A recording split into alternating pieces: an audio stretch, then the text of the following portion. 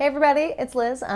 Just wanted to do a little update with you, and I've been thinking a lot about this week about rug pullers in my life, meaning that I get migraines, and sometimes I get a migraine and it's literally like the rug's pulled out from underneath me and everything just goes to hell, and I have no control over anything, and it's really tricky, and so.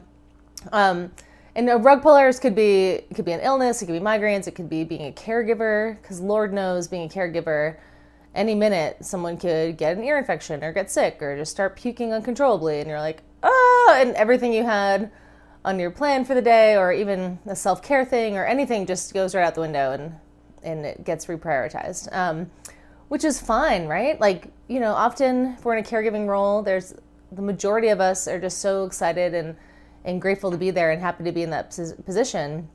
We need to honor too that there's this other piece that is us that just gets derailed, and it can be really challenging, especially depending on the day. And so I wanted to share with you, I just wanted you to think about kind of what the rug pullers are in your life, and just embrace them for what they are, and it's not their fault. They're not doing it on purpose or whatever. And it's not even necessarily a person, right? It could be, like for me, like these migraines or whatever.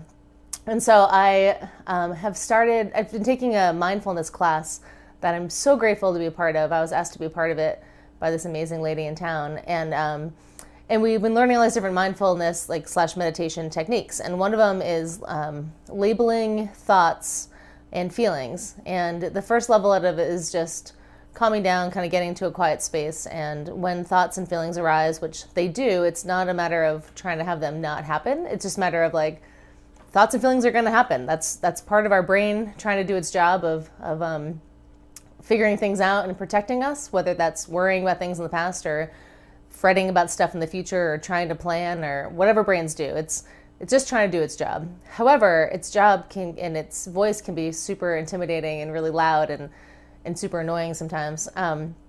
So the practice is labeling the thought. If a thought comes up, just saying, oh, I'm having a thought, and you could even take it to a next level of, I'm having a thought of, I'm planning right now, or I'm worrying right now, or I'm whatever.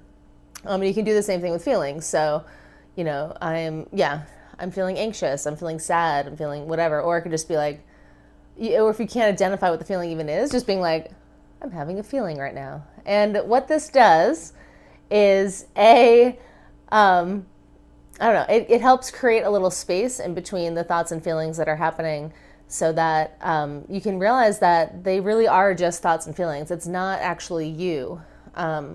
It's just your brain or your body trying to do its best to do its job. And sometimes it has an overreaction. And so, for example, I am amazing at going from one situation happening and then immediately I go to worst case scenario in my head, like way, way down the line, having nothing to do with the actual scenario. So, for example, I was training for a marathon a few years ago, and I was playing a game during one of my trainings I was doing for the camp I used to help with, and I twisted my ankle, and this was probably a month before, maybe a month and a half before the marathon. So I twisted my ankle and it hurt really bad. And I immediately was just like, there you go. There goes the marathon. Nope, it's over. It was just like, what? The marathon wasn't that day. It was a month or more away. And my brain just immediately went like, nope, we're done. Great. Throw in the towel. You're done. And so, or for my migraines, I had to reschedule a client the other day because I had a headache, and I immediately just went to the space of I can't do this. I can't be reliable. It's unethical to start a contract with someone when at any given moment I could just be taken out by these stupid headaches, and it's over. It's over. Individual coaching just isn't going to happen because I have this headache, and whoa, maybe there's some truth of, front loading with clients, maybe, or really having them know how much I value their time. And sometimes I get these headaches and it's out of my control. And so there's definitely some consideration I need to take about the relationship and how I build out with the client and how I front load it, so it's transparent and open and honest. And also, like, it doesn't have to be a deal breaker. I can work around it, and so the labeling of thoughts and feelings, we aren't our thoughts and feelings. The fact that we can step back and look at them means that we are something else, if that makes sense. This might be a little, kind of go with me with this one, but there's this thing of like, if I can observe something, that means that that's not 100% me. It's just something that's happening within me. And so another cool metaphor that has really been helping me is thinking of thoughts and feelings as being part of a river. And so you have a choice. You can either jump in the river and just go down and just be totally taken over and controlled and like whatever by these thoughts and feelings just flowing down the river, and you are just in there like, whoa, just, not in a boat, not steering, not just going with the flow in the sense of, it's out of your control and you're just going down these thought paths, and it can feel out of control. Or once you realize that you're flowing down the river with the thought and just kind of zooming along and are out of control, you can swim to the bank and hop off and get on the bank of the river and then just watch them float by and just have some distance to it and some clarity of like, oh, okay, yeah, I'm thinking, like, okay, I'm thinking right now, and then being like, okay, pause, get on the bank, and then just watch those thoughts rise and fall and go away and go down the stream, and then, wait for the next one to come by and kind of be a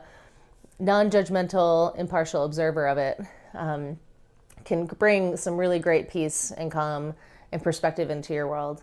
And it takes some practice, and we all find ourselves suddenly in a rapid of, negative or positive thoughts and just like, whoa, but you always have control and you always have the choice to hop off on the bank and watch them go by. So yeah, so that's my thoughts for today. Like, we all have rug pullers in our world, and I would love to hear what yours are in yours, because knowing that we're not alone in that is super important, especially, if you're a parent, that's an easy one, right? They're literally alive little rug pullers that are just in our worlds. And if you're not a parent, there's plenty for you as well, right? There's weather, there's, whatever it is, right?